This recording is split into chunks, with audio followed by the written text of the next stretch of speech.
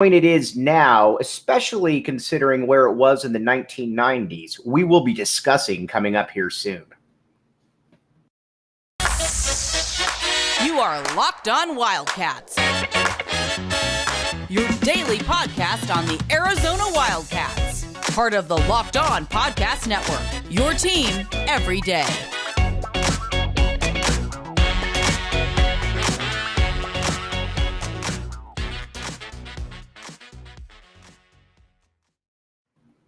Thanks for keeping it Locked On Wildcats. I am your host, Mike Luke, with John Schuster.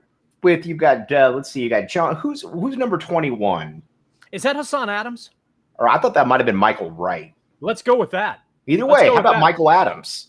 I like that. I was going to say, it sounds like a rocker from the 80s. Hassan Wright works too. Hassan Wright does. Doesn't sound like a rocker from the 80s, but although maybe it does. Sounds more like security backstage. But with John Schuster, I'm Mike Luke. We've talked a lot about where Arizona could possibly be going this coming year or these coming years. But I wanted to kind of go back in time a little bit this episode and talk about how did we get here in the first place. And my frame of reference is a little bit different than Shu's, at least growing up. Believe it or not, we're a few years apart in age. But when I was growing up in the 90s, Arizona, and I'm not saying that the Pac-12 was the Big East or it was maybe the ACC, but you had two programs in Arizona and UCLA that we joke about it all the time. Is it a top 5? Is it a top 7? These two programs mattered at the highest level, Arizona and UCLA. Heck, they both won national championships, almost in back-to-back years. And then you had Stanford, which was a top 10 entity, and if not, it was right there. And you always had a couple other schools that, give or take, were always generally or were able to be impactful. ASU had a nice little run there. They made it Sweet 16, a couple tournament appearances. Oregon, Cal had a nice little run, even though they were cheating. But, who cares really right there? Now you look at it, and essentially, and we'll talk about football here in a second, but Pac-12 hoops is at least viewed nationally as kind of a joke. In the 90s, I don't remember that being the case. And I don't think it really should be now either. And I think things are going to move in a direction that improves for the conference, assuming that the conference in some capacity is still around. I think Arizona's going to be a good basketball team with name recognition that's going to be favorably in the conversation for a while. And I think Oregon's pretty damn good. Mm-hmm. So those two things help a lot. And then from there, you hope that you can have some other teams try to fill in the gap. The team that is, unfortunately for the conference, the two teams that are leaving were doing very well. Right. And that gave the conference some depth that I think it hadn't had in some time. And that's going to be difficult. That's going to be tough to replace because, we talk about UCLA and their Final Four appearance and, a good seeding last year. They played a really hot Carolina team in one of the better games in the tournament, coming in the Sweet 16. So they've strung two legitimate seasons together that put them back into the conversation, and their recruiting classes are very good. The team that we constantly talk about, and this is kind of the entertaining thing, we spend a lot of air talking about how we never talk about USC. Mm-hmm. But USC's won on average 26 games a year, right?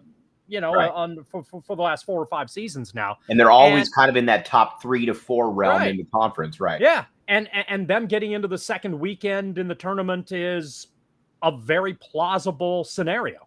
Mm-hmm. The conference looked as though basketball-wise, it was improving its footing a little bit.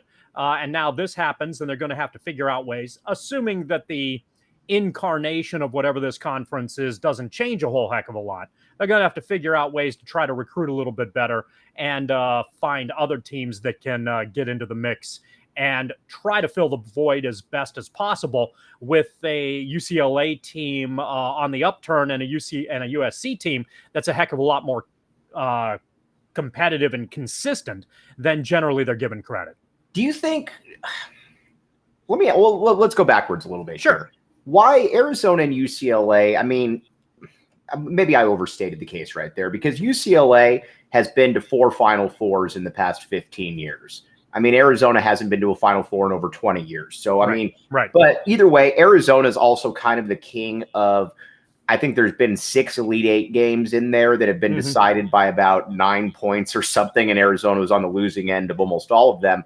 But Stanford was always kind of that one that really, you know, when you have 3 programs of that ilk, Stanford, the way that Stanford has fallen off, is Stanford just kind of like it was with UNLV, Georgetown? Is Stanford just a one-coach school? Is that basically I think so. what it is? And that's the danger for a lot of teams. And with programs like that, if you get the right guy in there, you can always win again and put yourself on better footing. This is I think going to be the legacy of Sean Miller, is that while you and I are not particularly thrilled with him necessarily as a person or his simplistic, relatively easy to scout approach toward the game, Miller was a good basketball coach that won at Arizona at a pretty darn good level and solidified the Wildcats as a program that went beyond a one-coach program. And that's a huge deal. That now means that a guy like Tommy Lloyd looks at this job and says, yeah, I can win there, as opposed to had Arizona hired somebody maybe and gone through the same growing issues that UNLV and Stanford and Georgetown went through. Does a guy like Tommy Lloyd leave Gonzaga to go to Arizona? Maybe not. Right. So Miller deserves a lot of credit for transitioning from a great coach who built a program and then making it more than a one coach program. And as a result, now Arizona is a brand that can be successful. And I think Tommy Lloyd is going to have very good success at Arizona. The difference, I think, and it's a bad comparison because Florida won national titles. Right. But the Florida UCLA comparison, I think, maybe has some general merit. Whereas Florida would either win national titles or win 15 games. And UCLA was kind of the same way. UCLA has had very deep tournament runs. You mentioned the Final Four appearances, or they win. They're a completely forgettable entity. Right. Whereas Arizona generally did a better job of being a 23-win basketball team, who would, be anywhere, who was more often than not going to be in the tournament and very often going to be seated highly in the tournament. And when they were seated highly, certainly in the first half of Miller's reign here, they were usually going to get into the second weekend. So Arizona remained a factor in the conference. UCLA was inconsistent and occasionally good. And then you were trying to find some other teams that were still trying to gain footings. When Stanford dropped off, Oregon was the obvious team that should have taken that mantle. And Oregon's done a pretty good job of it. But maybe Oregon hasn't quite done enough yet. I think the potential is clearly there for Oregon to be a major player. They're obviously on the national stage and certainly a conference bolster when it comes to men's basketball. But now you have to find somebody else or a couple somebody else's to try to fill the void. And maybe that becomes a little bit more difficult and is clearly a challenge for a conference that's uncertain right now. All right. One thing that you would want to do, though, is if you wanted to possibly bet on anything future related, you would go to the Bet Online Sportsbook. You would check it out there. You would say, all right, they've got the best odds. They've got the best futures. They've got the best everything I need. And I want to put down some money. I want to go to some place that's easy to navigate. You would check out the Bet Online Sportsbook app right there. We will be right back with you. Thanks for keeping it locked on Wildcats. I'm your host, Mike Luke.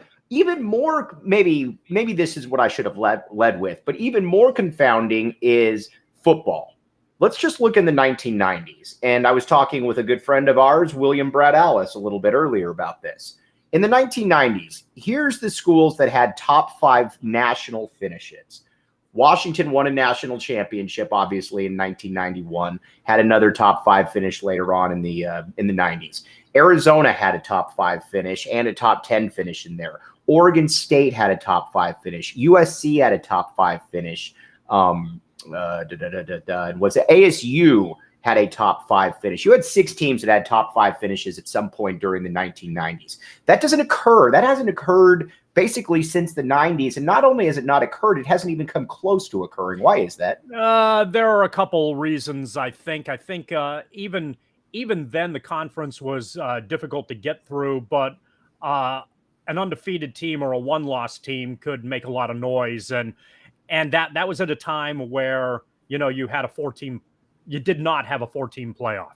Right. So a lot of those discussions with Washington and Oregon State and ASU and Arizona would have been, are they the 4th or the 5th team in some 14 playoff field? And if they did not get into that spot, then we're wondering again, well, why didn't the Pac-10, 12, whatever the hell number it is or will be, right.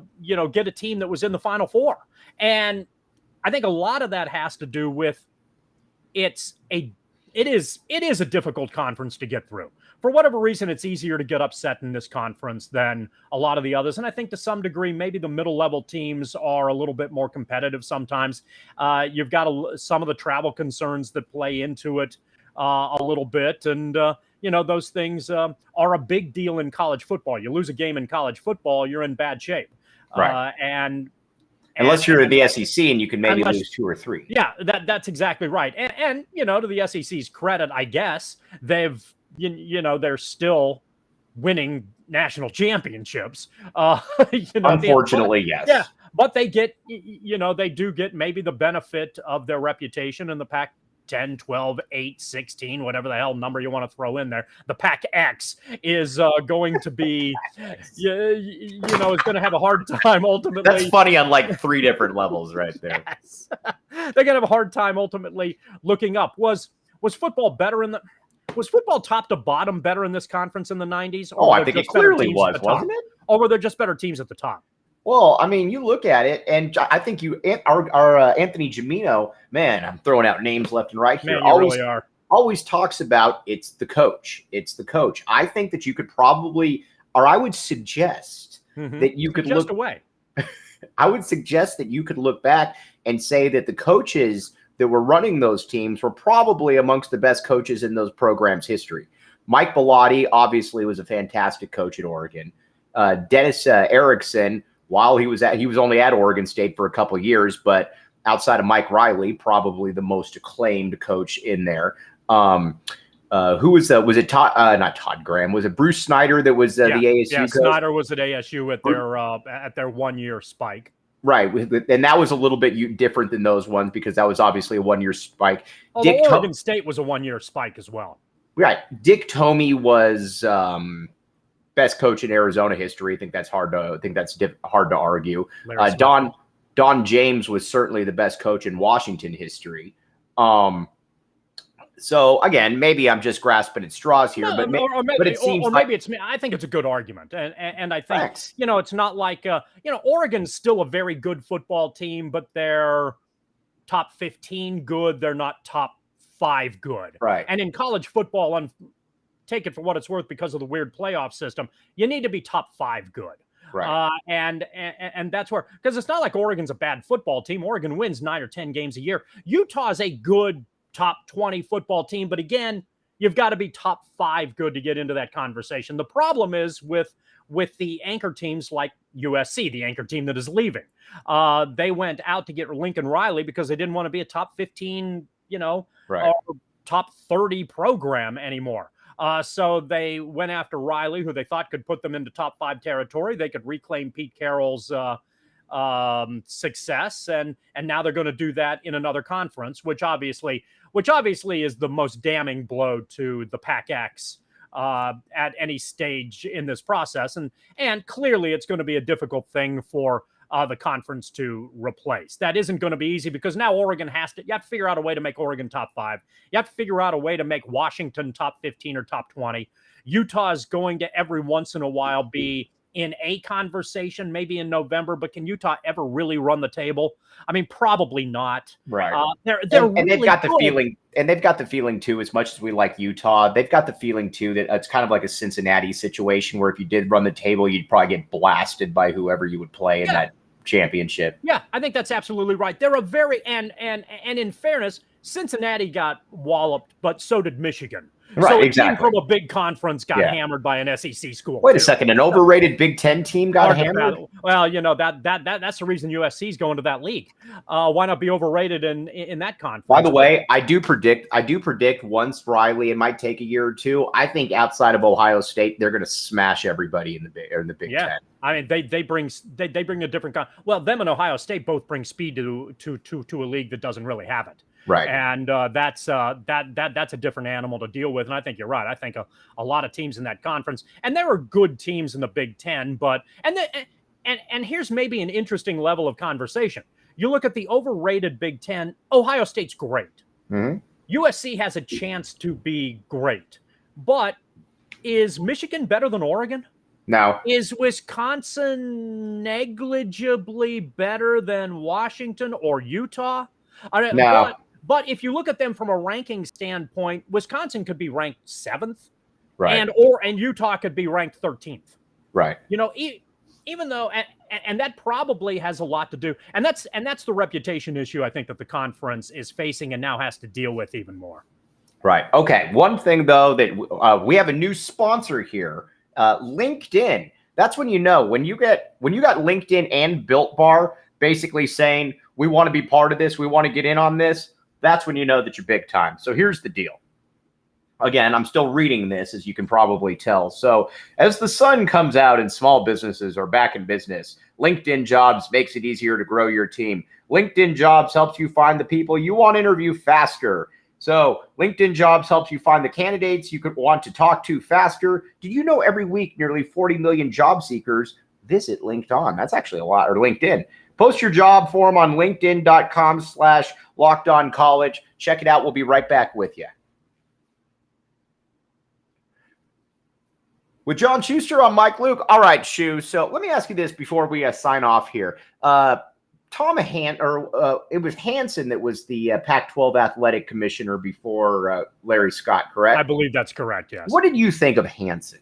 I don't know that I had much of an opinion. Which probably, and I've asked a few. Okay. I've asked a few people that, and they've all given people like yourself who are smarter than me. They've all given both. They've actually there's 3 people involved here, so both plus one. But all 3 have said, "Yeah, I don't really remember much about him." I think that's a good thing, is it not? Because you remember Larry Scott. But and that's an interesting conversation. Let's bring that down. That's true. You do remember Larry Scott, but let's use it from Arizona athletic directors. You remember Ced Dempsey because he was excellent. You don't remember Livengood, which wasn't a bad thing, right? But you do remember you remember Greg Byrne for the good and the bad, right? So is where Tom Hansen fits into that conversation. I don't necessarily know, but he wasn't Ced Dempsey. Right. So was he the Livengood of Pac-12 commissioners?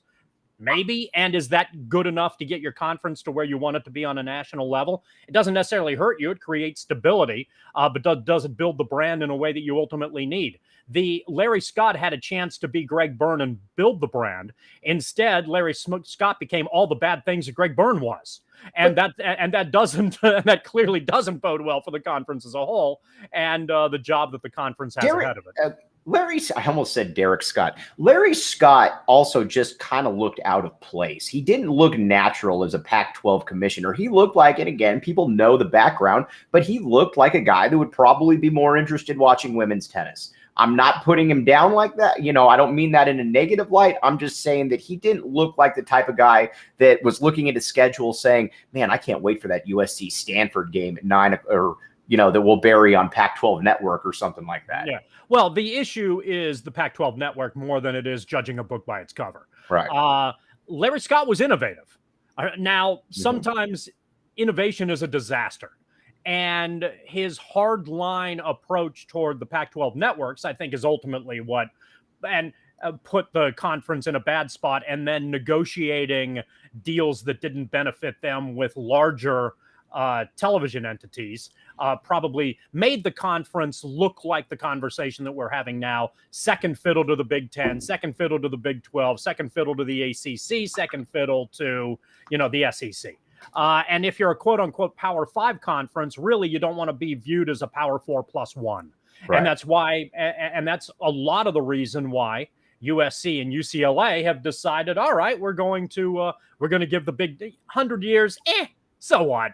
I guess a century's enough. We'll give the Big Ten a shot. All right. John Schuster, can't thank you enough. You all have a great weekend. And we will be back with you Monday, breaking everything down. Who knows? Maybe Arizona's gone on to declare for the NBA draft, and we got multiple guys in the NFL. Who knows? But again, you all have a great weekend. Thank you a ton for listening to the Locked On Wildcats